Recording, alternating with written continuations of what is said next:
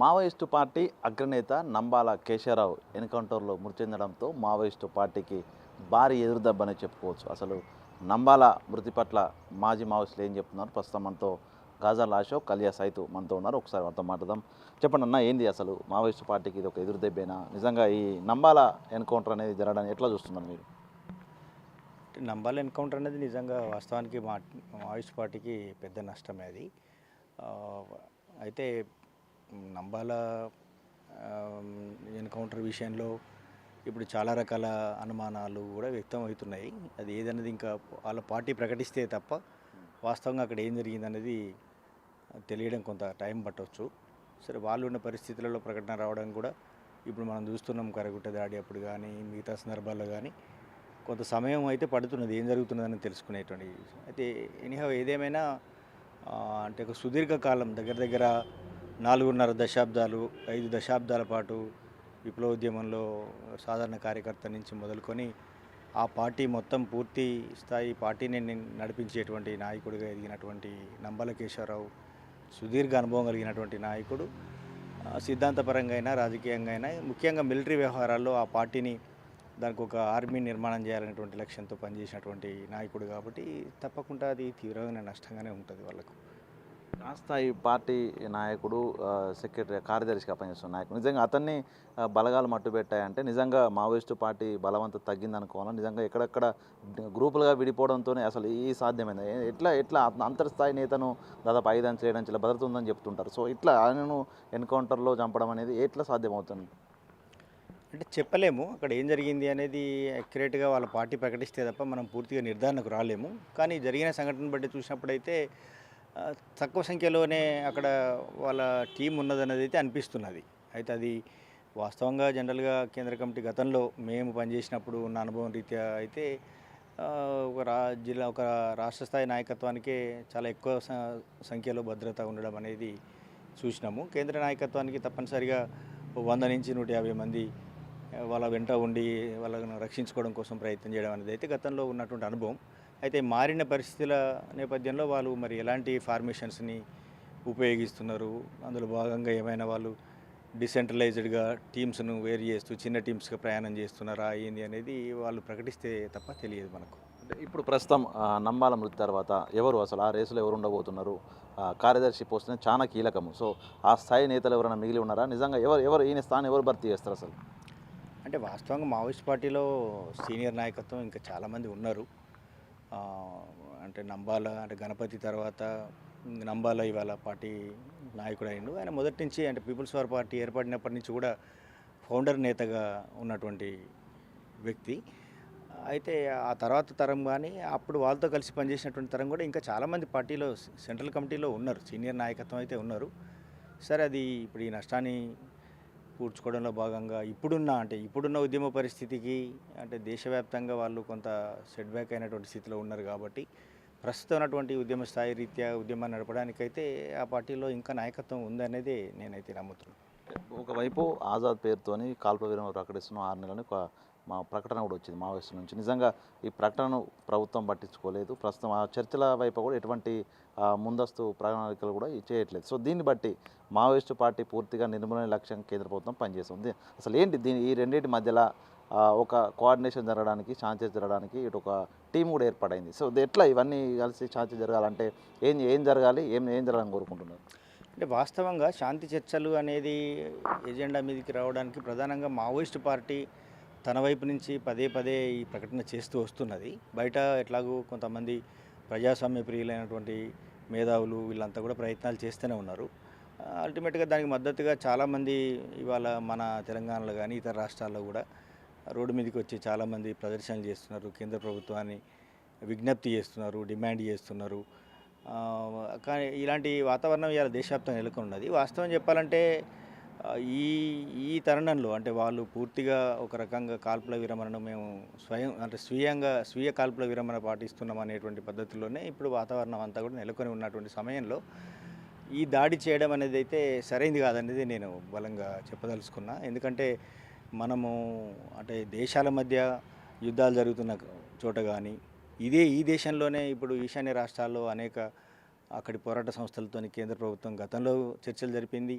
ఇప్పుడు కూడా జరుపుతున్నటువంటి సందర్భాలు ఉన్నాయి. ఇప్పుడు నిన్నగాక మొన్న జరిగినటువంటి పాకిస్తాన్ యుద్ధంలో కూడా సరే మధ్యవర్తిత్వం చేసేటువంటి వాళ్ళ జోక్యం కూడా ఉన్నది అనేది ఇవాళ ప్రపంచం అంతా నమ్ముతున్నది. సరే దాన్ని వీళ్ళు ఒప్పుకోకపోయినా ఒక శాంతి చర్చలు అయితే జరిగినాయి. ఒక శాంతి కుదిర్చే ప్రయత్నం జరిగింది. అలాంటప్పుడు శత్రు దేశాలతోని మనం శాంతి చర్చలు జరపడానికి సిద్ధపడ్డటువంటి కేంద్ర ప్రభుత్వము, ఈ దేశ ప్రభుత్వాలు ఈ దేశ పౌరులైనటువంటి మావోయిస్టులతో చర్చలు జరపడంలో ఏమి ఇబ్బంది ఉన్నది? తర్వాత వాళ్ళు నిజంగా మొండిగా మేము అసలే చర్చలకు సిద్ధంగా లేము అనే వైఖరిని తీసుకున్నప్పుడు ప్రభుత్వం తన దాడిని కొనసాగించడంలో అర్థం ఉంటుంది. కానీ పదే పదే వాళ్ళు కేంద్ర కమిటీ సైడ్ నుంచి కానీ రాష్ట్ర స్థాయిలో నాయకత్వం కానీ ప్రకటిస్తున్నప్పుడు ఒక రకంగా వాళ్ళు చేతులు ముడుచుకొని కూర్చున్న స్థితిలోనే ఉన్నారు. అలాంటి వాళ్ళ మీద దాడి చేసి చంపేయడం అనేటువంటిది అయితే ఇది ఏమాత్రం ప్రజాస్వామ్య సూత్రాలకు పొసగనిటువంటి విషయము. ఇది నిజానికి కూడా వాస్తవంగా దేశ ప్రజలైనా లేకపోతే ఎవరైనా ప్రజాస్వామికవాదులు ఎవరైనా కూడా సీరియస్గా దీన్ని వ్యతిరేకించాల్సినటువంటి అంశమే. మొత్తానికి కేంద్ర ప్రభుత్వం వెనక్కి తగ్గకపోతే నిజంగా మార్చి వరకు వచ్చే సంవత్సరం వరకు మావోయిస్ట్ నిర్మూలన పూర్తిగా ఏరివేస్తామని చెప్తున్నారు. నిజంగా అది సాధ్యం అవుతుందని ఇప్పుడున్న పరిస్థితుల లోపల నిజంగా ఓవైపు వీళ్ళు కాల్పరిమ అంటున్నారు, కేంద్ర ప్రభుత్వం ఉక్కు ప్రభుత్వం అణచివేస్తున్నది. ఏరివేత సాధ్యమేనా మార్చి వరకు? మార్చి వరకు ఏరివేత సాధ్యమా అంటే నేను గతంలో విప్లవోద్యమంలో పనిచేసినటువంటి అనుభవం రీత్యా చెప్పదలుచుకున్నప్పుడు మరిన్ని నష్టాలు జరగవచ్చు.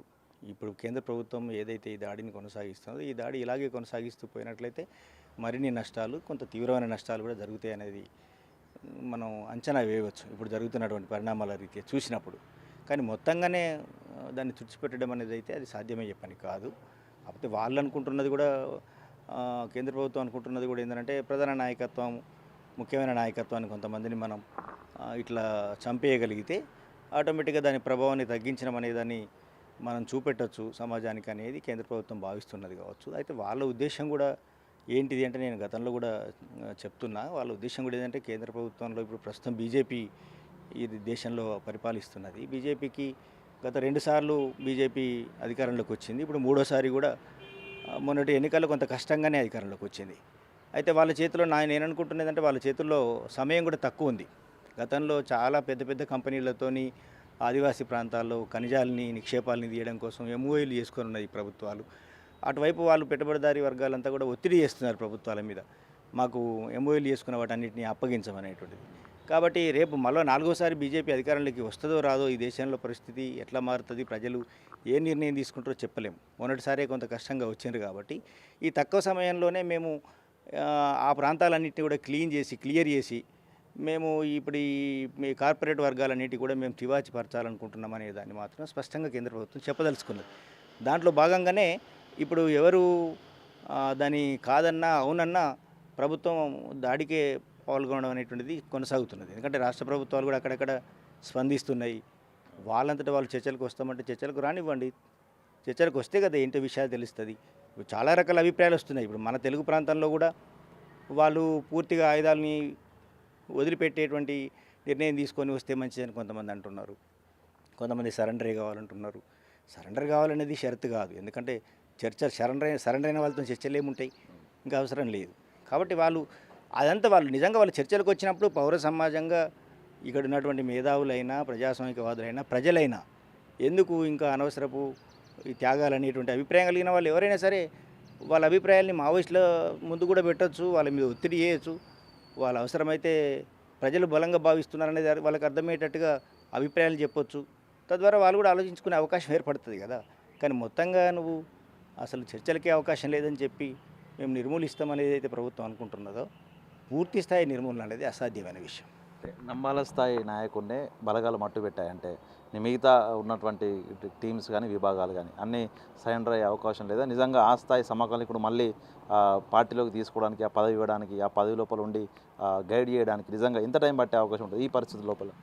అంటే నంబాల లాంటి నాయకుడిని, ఆ స్థాయి అనుభవం కలిగినటువంటి నాయకుడిని వెంటనే మావోయిస్ట్ పార్టీ సమకూర్చుకోవడం అది అసాధ్యమైన విషయం. ఆయన అనుభవమే. ఆయన ఉద్యమాన్ని నిర్మించిన తీరు కానీ, ఆయనకున్నటువంటి విజన్ కానీ చివరి వరకు కూడా అంటే అంత వృద్ధాప్య వయసు వచ్చినప్పటికి కూడా తాను నమ్ముకున్న లక్ష్యం కోసమే నిలబడి ప్రాణాలైన ఇవ్వాలి తప్ప లొంగిపోవద్దనేటువంటి వైఖరి కలిగి ఉండడం అనేది అన్నీ కూడా చాలా రకాలుగా ఆయనకున్న అనుభవం ఆయనది ప్రత్యేకమైనది. కాబట్టి ఆయన స్థానాన్ని వెంటనే భర్తీ చేయగలిగిన నాయకత్వం ఇప్పుడున్న మావోయిస్ట్ పార్టీలో ఉందా లేదా అంటే అది మనం చెప్పలేము. కానీ ఇప్పుడున్న ఉద్యమ స్థాయి. ఒకప్పుడేమో భారతదేశంలో వాళ్ళు ఒక 15-16 రాష్ట్రాల్లో ఉద్యమాన్ని విస్తరించిండ్రు, బలంగా ప్రభావం వేస్తూ నడిపించగలిగినరు. ఆ స్థాయిలో ఉన్నటువంటి ఉద్యమానికి బసవరాజు లాంటి వాళ్ళు నాయకత్వం వహించాల్సినటువంటి స్థాయి కలిగిన నాయకత్వం అవసరమే. అయితే సాపేక్షంగా ఇప్పుడున్న తేడా ఏంటంటే ఈ అనేక నష్టాలు తర్వాత ఎదురు దెబ్బల తర్వాత ఉద్యమం కొంత బలహీనపడ్డది. ఆయా రాష్ట్రాల్లో కూడా వీక్ అయినటువంటి కాబట్టి ఇప్పుడున్న ఉద్యమానికి ఇప్పుడున్న ఉద్యమ స్థాయికి నడిపించగలిగిన నాయకత్వం అయితే వాళ్ళలో ఉన్నారు. అది చేయగలుగుతారు. అప్పుడు ఉన్నటువంటి నాయకత్వం ఎవరైతే సీసీలో అంటే బయట మీడియాలో కొంత ప్రచారం ఏంటంటే జనరల్గానే ఏంటంటే కొంత హీరోయిజం కూడా ప్రచారం జరుగుతూ ఉంటుంది కదా. దాంట్లో భాగంగా ఇప్పుడు బసవరాజు తర్వాత ఇక ఒక హిడ్మా ఉన్నాడు. హిడ్మా చనిపోతే గతం ఇక పార్టీ మొత్తం క్లోజ్ అయిందని అది తప్పు. హిడ్మా చాలా జూనియర్ వాస్తవంగా, ఆయనకంటే చాలా సీనియర్ నాయకత్వం ఇంకా ఉద్యమంలో ఉన్నారు. అంటే ఇప్పుడు నెక్స్ట్ టార్గెట్ హిడ్మానే అని చెప్పి అబూజ్మర్లో దళాలు కదులుతున్నాయి. సో నిజంగా హిడ్మాన్ పట్టుకోవడం సాధ్యమేనా? నిజంగా మిగతా కేంద్ర క్యాడర్ అంతా కూడా సో అసలు నిజంగా మేము అందరం కలిసి చర్చించుకోవాలి, సమయం ఇవ్వాలి, కాల్పుల విరమణ మీరు ప్రకటించడం చెప్పారు. నిజంగా ఈ విభాగాలన్నీ చర్చించుకోవడం సాధ్యమవుతుందా? ఒకవేళ కాకపోతే ఈ విభాగాలన్నీ కూడా సేఫ్ జోన్లో ఉండి తిరిగి ఎదురు ఫైట్ చేసే పరిస్థితులు కలిపితే అంటే ప్రభుత్వము అవకాశం ఇస్తే కాల్పుల విరమణకు ప్రభుత్వం ఏమాత్రమైన అవకాశం ఇవ్వగలిగితే వాళ్ళ నాయకత్వం కూర్చొని చర్చించుకోవడానికి వాళ్ళు సిద్ధంగా ఉన్నారనేటువంటి సంకేతాలు అయితే వాళ్ళు చాలా బలంగా 1-2 సార్లు కేంద్ర కమిటీ నుంచి ప్రకటిస్తున్నారంటేనే క్లియర్ కట్గా వాళ్ళు ఇప్పుడున్న పరిస్థితులలో మనం ప్రభుత్వంతో శాంతి చర్చలకు వెళ్ళాల్సిన అవసరం ఉంది. అవసరమైతే మన లైన్లో కూడా ఏమైనా ఆలోచించవచ్చు అనేటువంటి దృక్పథం కూడా వాళ్ళకు ఉండొచ్చు అని అనిపిస్తున్నది. వాళ్ళు ప్రకటిస్తున్న ప్రకటనలు చూసినప్పుడు ఏంటంటే వాళ్ళు బలంగా శాంతి వైపు కట్టుబడి ఉండాలని కోరుకుంటారు. అంటే కేవలం ఇప్పుడు ఒక బసవరాజు లేకపోతే ఇంకా ఇంతకు ముందు చనిపోయినటువంటి కేంద్ర స్థాయి నాయకత్వం మాత్రమే చనిపోవడం లేదు కదా. ఇప్పుడు అక్కడ చనిపోతున్న వాళ్ళల్లో చాలా చిన్న స్థాయి క్యాడర్ కూడా ముఖ్యంగా ఆదివాసీ బిడ్డలు ఎవరైతే ఉన్నారో వాళ్ళు మావోయిస్ట్ పార్టీలో చేరి పనిచేస్తున్న వాళ్ళు కూడా చాలామంది 10ల సంఖ్యలో 100ల సంఖ్యలో చనిపోతున్నారు. ఇప్పుడు వాళ్ళ మరణాలు ఆగాలి కదా. అట్లాగే దాంతోపాటుగా చాలా చోట్ల నిర్బంధం కారణంగా కానీ ఇప్పుడు ఈ ఆపరేషన్స్ల కారణంగా కానీ సాధారణ ప్రజలు కూడా చనిపోతున్నారు అనేటువంటి వార్తలు చాలా మనకు బయటకు వస్తున్నాయి. కాబట్టి ఆ మరణాలు ఆగాలి కదా. వాళ్ళ దృష్టికోణంలో వాళ్ళ నాయకత్వంగా అంటే ఇప్పుడు ఒకవేళ వాళ్ళు సరెండర్ కాదలుచుకుంటే వాళ్ళు బాగా భయపడిపోయి అంటే చాలా రకాల వార్తలు వస్తున్నాయి. భయపడిపోయి చేస్తున్నారని నేను అనుకుంటున్నా. భయపడిపోవడం అయితే వాళ్ళు బయటకు వస్తారు. భయపడ్డ వాళ్ళు ఎవరు ఉద్యమంలో ఉండరు. బయటకు వచ్చి హ్యాపీగా బతకాలని కోరుకుంటారు. భయపడి చావాలని అనుకోరు. కానీ వాళ్ళు చావాలని కూడా సిద్ధపడి ఉన్న వాళ్ళు ఉండవచ్చు. కానీ వాళ్ళతో పాటుగా జరుగుతున్నటువంటి ఈ పెద్ద ఎత్తున జరుగుతున్నటువంటి రక్తపాతం ఏదైతే ఉన్నదో 100ల మంది చనిపోవడాలు, ప్రజలు చనిపోవడాలు, తర్వాత ఈ ఆపరేషన్స్ మూలంగా ప్రజలు వారి రోజువారీ దైనందిన కార్యక్రమాలని నిర్వహించుకోలేని స్థితికి నెట్టబడము. ఇప్పుడు మొన్నటి ఎండాకాలం లాంటి సమయంలో వాళ్ళ అటవీత్పత్తులు సేకరించుకుంటే వాళ్ళకి 6 నెలలకు సరిపడే గాసం వాళ్ళకు వస్తుంది. ఈ ఆపరేషన్స్ మూలంగా వాళ్ళు అవి సమకూర్చుకోలేకపోతున్నారు. అయితే ఆదివాసీ సమాజం ఏదైతే అస్తవ్యస్తం అవుతున్నదో, కకావికలం అవుతున్నదో దాన్ని అంతటినీ ఆలోచించుకొని వాళ్ళు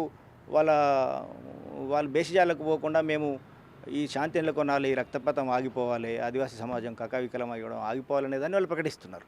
సో ఆ ఉద్దేశంతో మనం తీసుకున్నప్పుడు ఏంటంటే చర్చలకు మనం పిలవగలిగినప్పుడు అంటే ప్రభుత్వాలు ఆ విషయంలో ఒక అడుగు ముందుకేసి పిలవగలిగితే అంటే కేవలం మనం వ్యక్తులను నిర్మూలించడం మూలంగా మాత్రమే ఇవన్నీ ఆపగలుగుతామంటే చరిత్రలో చాలా సిద్ధాంతాలు మనం చూసినాం. వ్యక్తుల నిర్మూలనతోని ఉద్యమాలు లేకపోతే ఇవన్నీ తాత్కాలికంగా వెనుకబట్టబడతాయి కావచ్చు, ఆగిపోతాయి కావచ్చు, కానీ అది పూర్తిగా నిర్మూలించబడుతుంది మనం అనుకోవాల్సిన అవసరం లేదు. ముఖ్యంగా ఏంటంటే ఆదివాసీ సమాజం ఏదైతే ఇప్పుడు పూర్తిగా అతలాకుతలం అవుతున్న స్థితి ఉందో ఆ సమాజాన్ని తిరిగి సాధారణ జనజీవనంలో దాన్ని కొనసాగించడానికైతే కేంద్ర ప్రభుత్వం తప్పనిసరిగా ఈ ప్రజలందరి ఆకాంక్షలను దృష్టిలో పెట్టుకొని బయట ఉన్న ప్రజాస్వామికవాదుల యొక్క డిమాండ్ని కూడా దృష్టిలో పెట్టుకొని మావోయిస్ట్ పార్టీ విజ్ఞప్తిని కూడా దృష్టిలో పెట్టుకొని కేంద్ర ప్రభుత్వం తప్పనిసరిగా చర్చలకు ముందుకు రావాలనేదే నేను కూడా కోరుకుంటున్నాను. చివరగా నంబాల యొక్క మట్టు పెట్టిన తర్వాత మావోయిస్ట్ పార్టీకి నిజంగా ఇది భారీ స్థాయి దెబ్బేనా? నెక్స్ట్ అసలు ఎట్లా ఉండబోతుంది మావోయిస్ట్ పార్టీకి సంబంధించి?